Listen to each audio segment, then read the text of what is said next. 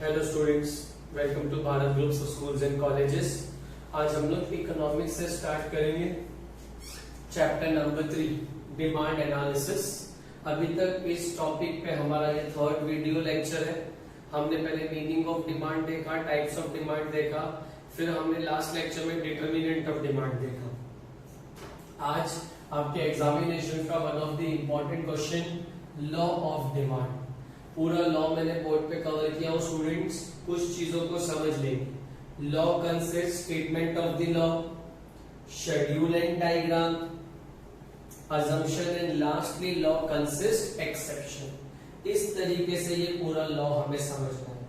सबसे पहले तो ये समझो, every law is a relationship of two variables. दो वेरिएबल्स का रिलेशनशिप है लॉ। इस बार लॉ का नाम लॉ ऑफ डिमांड है, तो एक है प्राइस और एक है डिमांड। लॉ दिया किसने? उनका नाम है अल्फ्रेड मार्शल। अच्छा, हम इन्हें अच्छे से कहेंगे doctor Alfred Marshall, renowned economist. इन्होंने एक बुक लिखी थी, प्रिंसिपल ऑफ इकोनॉमिक्स, इन 1890। उस बुक में इन्होंने ये लॉ पब्लिश किया है। So basically law of demand is a relationship between two variable, one is price and one is demand. Now what is law actually? The law of demand is actual about only two elements. If price rise, demand fall, price fall, demand rise, nothing else. सिर्फ दो ही चीजों पे discussion है, higher the price lower the demand, lower the price higher the demand.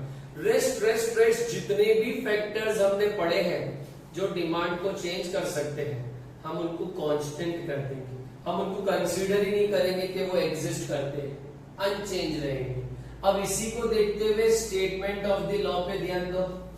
Other thing being equal, सारी चीजें equal रहेगी, constant रहेगी। Higher the price of a commodity, किसी भी चीज की कीमत ज्यादा हो जाए, smaller quantity is demanded and vice versa, मतलब ऑपोजिट। जैसे हायर द प्राइस तो smaller quantity, lower the price तो हायर क्वांटिटी। एकदम सिंपल लॉ है।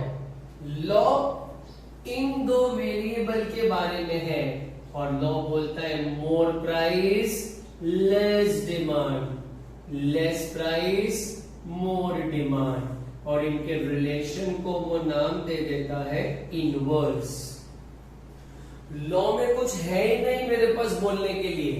मेरे को जो समझाना था वो ये है कि भाई ये जो लॉ है ये बेसिकली रिलेशनशिप है दो वेरिएबल्स का। एक वेरिएबल तुम्हारा प्राइस, एक वेरिएबल तुम्हारा डिमांड। अल्फ्रेड मार्शल बोलता है सर सबको इक्वल कर दो, सबको कांस्टेंट कर दो। Higher the price of a commodity, smaller commodities quantities demanded and vice versa. Vice versa मतलब ऑपोजिट। जैसे कि lower the price of a commodity, higher quantity is demanded. खत्म हो गया स्टेटमेंट ऑफ द लॉ। अब इसी लॉ को explain करने के लिए शेड्यूल और डायग्राम बनाए। Price of a commodity, quantity demanded. Price के कॉलम में लिख दिया 1 2 3 4, डिमांड के कॉलम में लिख दिया 4 3 2 1, और proved lower the price higher the demand, higher the price lower the demand. एकदम सिंपल है। जब प्राइस कम था तो डिमांड ज्यादा थी, प्राइस ज्यादा हो गया तो डिमांड कम हो गई। कैसे लिखेंगे? When price is ₹1, quantity demand is 4 kg. When price is increased to ₹4, quantity demanded fall to 1 kg. Full stop. Therefore, it is clear: higher the price, lower the demand; lower the price, higher the demand. अब इसी चीज को हम लोग बना लेंगे curve में। हम लोग हमेशा पढ़ रहे हैं नीचे वाला x एक्सेस, ऊपर वाला y एक्सेस। x पे आपने ले लिया quantity demanded in KGs, y पे आपने ले लिया प्राइस, और एक डाउनवर्ड स्लोपिंग कर्व बनाया। ये कर्व ऊपर से नीचे आ रहा है ना, तो इसको बोलेंगे डाउनवर्ड स्लोपिंग। डाउनवर्ड स्लोपिंग के साथ साथ ये कर्व को बोलेंगे फ्रॉम लेफ्ट टू राइट। देख बच्चा उल्टे हाथ पे शुरू हुआ और सीधे हाथ पर एंड हो गया ना, इसलिए इसको बोलने का लेफ्ट टू राइट। क्या इंडिकेट कर रहा है? एक ही चीज, lower the price higher the demand, higher the price lower the demand. खत्म। आपको दो स्टेटमेंट लिखनी है कि डायग्राम में हमने एक्स एक्सिस पे और वाई एक्सिस पे क्या क्या मेजर किया है। एक्स पे हमने डिमांड लिया, वाई पे हमने प्राइस लिया, और हमने ये प्रूफ कर दिया कि भाई जैसे जैसे जैसे प्राइस बढ़ेगा वैसे वैसे वैसे डिमांड कम हो जाएगा। इसीलिए डिमांड का जो कर्व है उसका स्लोप क्या आया? डाउनवर्ड, ऊपर से नीचे आया वो, उसने इंडिकेट कर दिया फ्रॉम लेफ्ट टू राइट, और बहुत सिंपल तरीके से बता दिया कि जैसे जैसे प्राइस बढ़ेगा वैसे वैसे डिमांड कम हो जाएगी। ये होगी आपकी तीन चीज। क्या पढ़ा अभी तक? हमने लॉ में देखा स्टेटमेंट ऑफ द लॉ, हमने देखा शेड्यूल, हमने देखा डायग्राम। जब हम लोग शेड्यूल देख रहे थे स्टूडेंट्स, तो शेड्यूल के अंदर हमारे पास क्या था देखने के लिए? दो कॉलम थे, प्राइस और क्वांटिटी डिमांडेड। प्राइस वाला कॉलम एज इट इज चलता रहा, 1 2 3 4। डिमांड वाला कॉलम रिवर्स चला, 4 3 2 1। इंडिकेट हो गया lower the price higher the demand, higher the price lower the demand. उसको डायग्राम में लेके आया एक्स एक्सिस वाई एक्सिस, और ये शो कर दिया जो कर्व है वो कौन सा स्लोपिंग है? डाउनवर्ड स्लोपिंग है, लेफ्ट टू राइट है। इंडिकेट कर रहा है more price less demand, less price more demand. यहाँ पे हमारा कंप्लीट हो गया स्टेटमेंट, शेड्यूल, डायग्राम। अब जिनके ऊपर ये लॉ बनाया गया है that is assumptions of the law, ये कंडीशंस है लॉ की। इन चीजों को मुझे अज्यूम्ड करना पड़ेगा। मैं प्रीवियसली भी आपको बोल चुका हूं कि बहुत सारी चीजों को हमें इकोनॉमिक्स में अज्यूम्ड करना है, हमें ऐसा मानकर चलना है। तो यहाँ पर भी हमारे पास आ जाएंगे अजम्पशंस, क्योंकि लॉ आप पढ़ रहे हो, आप दो वेरिएबल को ले रहे हो, तो बाकी वेरिएबल्स को आपको अज्यूम्ड करना पड़ेगा। Assumption number 1, no change in level of income. देख बच्चा, मार्शल बहुत क्लियर है। मार्शल बोलता है सर मुझे कुछ सुनना ही नहीं है। If there is a change in demand, who is responsible? He said only price. Demand change होने की वजह पूरे लॉ में सिर्फ और सिर्फ प्राइस होगी। लेकिन आप और मुझे तो मालूम है ना, डिमांड चेंज हो सकती है किसकी वजह से? इनकम की वजह से। इसलिए हमने अजम्पशन कर दिया कि जब तक लॉ चलेगा ना, जब तक कंज्यूमर की इनकम क्या रहेगी? Unchanged, no change. मतलब ना ही इनकम बढ़ेगी और ना ही उसकी इनकम कम होगी। इंक्रीज भी नहीं होगी और डिक्रीज भी नहीं होगी, कोई टेंशन नहीं। इनकम चेंज नहीं होगी तो डिमांड सिर्फ और सिर्फ किसकी मदद से चेंज होगी? Price. Number 2, no change in size of population. अभी सडनली पॉपुलेशन में ड्रास्टिक चेंज आ जाए, बहुत बढ़ जाए या बहुत कम हो जाए। अगर ऐसा हो गया बेटा तो आप बताओ, सडनली अगर बहुत बढ़ गया हमारा पॉपुलेशन तो ऑटोमेटिकली आप देखोगे डिमांड भी बढ़ जाएगी।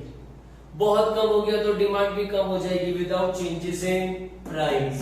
ऐसा नहीं चाहता है ना मार्शल, तो मार्शल ने अज्यूम कर दिया कि जब तक लॉ चलेगा साइज ऑफ पॉपुलेशन ना ही इंक्रीज होगा और ना ही डिक्रीज होगा, अनचेंज रहेगा, कांस्टेंट रहेगा, नो चेंज रहेगा।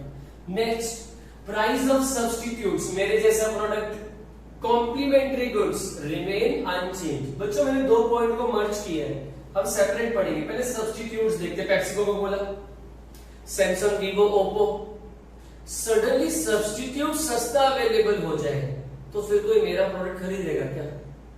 मेरा प्राइस चेंज नहीं हुआ, मान लो कोलगेट का प्राइस चेंज नहीं हुआ लेकिन क्लोजअप सस्ता हो गया, तो अरे लोग बोलेंगे यार टूथपेस्ट ही तो करना है, चलो गो फॉर क्लोजअप। और कोलगेट का डिमांड चेंज हो जाएगा, यू कैन से फॉल हो जाएगा विदाउट राइजिंग प्राइस, जो गलत है।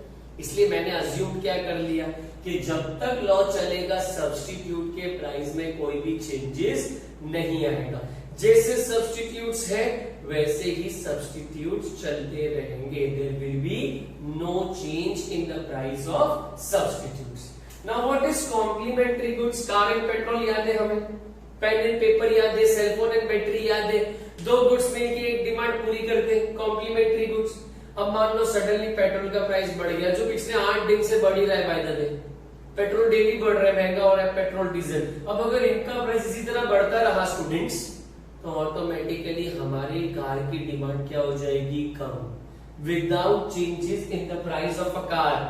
हमने अज्यूम कर लिया पूरे लॉ में ना सब्स्टिट्यूट्स का प्राइस चेंज होगा और ना ही कॉम्प्लीमेंट्री गुड्स का प्राइस चेंज होगा, दोनों का प्राइस क्या रहेगा, अनचेंज।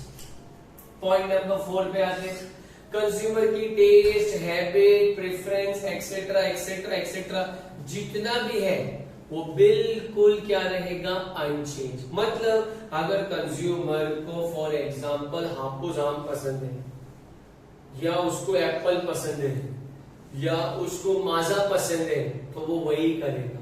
वो उसकी पसंद, लाइक्स डिसलाइक्स, चॉइस के अंदर कोई भी चेंजेस नहीं आएंगे जब तक लॉ खत्म नहीं हो जाता। तो मार्शल ने ना बहुत आसान कर दिया। मार्शल बोला कि भाई डिमांड को चेंज करने की ताकत पूरे लॉ में मैं सिर्फ और सिर्फ किसको दूंगा, प्राइस को दूंगा।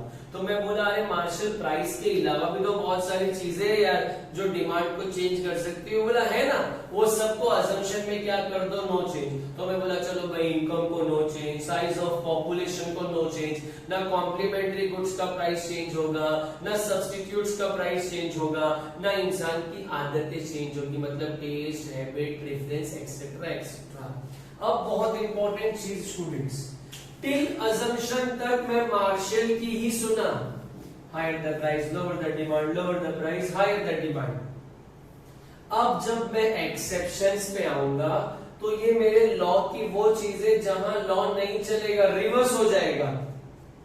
प्राइस बढ़ेगा तो डिमांड बढ़ जाएगी, प्राइस कम होगा तो डिमांड भी कम हो जाएगी। चलो पहले वाले पे आते हैं, जिफन पैराडॉक्स। बहुत अच्छी स्टोरी है, जरा ध्यान से सुनेंगे। 17-18 सेंचुरी या 18 सेंचुरी बुक में लिखा है, आप लोग देख लेना।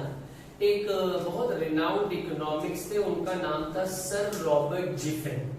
अब ये सर रॉबर्ट जिफन ने क्या किए, सर रॉबर्ट जिफन ने इंग्लैंड के अंदर जो ऐसे लोअर क्लास वर्कर्स होते हैं या पुअर लोग होते हैं, उनका बिहेवियर ऑब्जर्व किए इंग्लैंड में कि यार अगर ब्रेड, वेजिटेबल घी और ऐसे इंफीरियर गुड्स में बोल सकता हूं कि इनका प्राइस अगर कम हो रहा है ना, तो भी इनकी डिमांड बढ़ नहीं रही है, उल्टा इनकी डिमांड कम हो जाती है।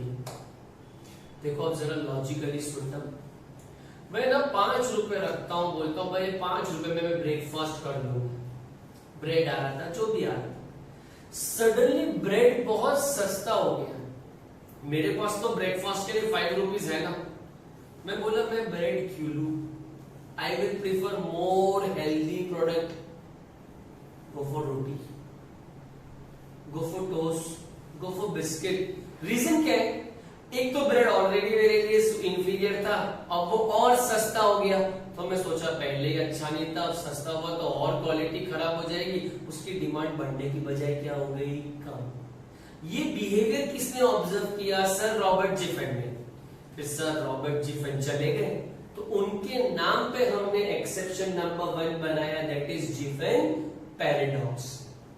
इसे इंफीरियर गुड्स कहा जाता है। इसको हम समझेंगे कैसे, लिखोगे कैसे, बुक में कैसे लिखा है। सर रॉबर्ट जिफन ने इंग्लैंड में ये बिहेवियर ऑब्जर्व किया था वर्कर्स में।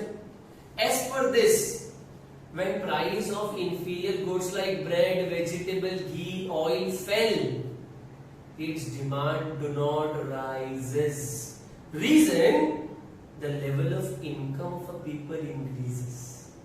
5 रुपया अभी भी मेरे पास है ना बच्चे लोग, तो फिर मैं क्यों सस्ती चीज में जाऊं। अभी वो तुम्हारी 3 रुपए वाली पेन अगर 1 रुपए की हो गई तो उसकी डिमांड थोड़ी बढ़ जाएगी। तो हो सकता है कोई अच्छी पेन के चक्कर में चले जाओ कि यार ये ज्यादा बेटर है। वो किस कैटेगरी में आ गया, Giffen paradox. Lower the price lower the demand. हमेशा क्या हो रहा था, लोअर द प्राइस पे हायर द डिमांड। लेकिन अब अपन कहां आ गए, 12th कॉमर्स एक्सेप्शन पे आ गए। तो जैसे प्राइस कम होगा डिमांड भी क्या हो जाएगी, कम हो जाएगी। नंबर 2 पे आएंगे आपके प्रेस्टीज गुड्स। प्रेस्टीज गुड्स क्या है, ये वो गुड्स है जो सोसाइटी में आपका स्टेटस बताते हैं, जो सोसाइटी में आपको प्रेजेंट करते हैं, डायमंड, मर्सिडीज बेंज, अरे very very very popular, iPhone की सेल्फी, ये सब प्रेस्टीज गुड्स है। आप मुझे बताओ, सोचो, मेरा लेक्चर सुन के आपने जितनी भी मिरर वाली सेल्फी देखी है वो आईफोन यूजर्स की ज्यादा है। उनको खुद को नहीं दिखाना है, उनको आईफोन को दिखाना है। स्टेटस, अब आईफोन 11 प्रो आएगा तो लोग वो भी खरीद लेंगे।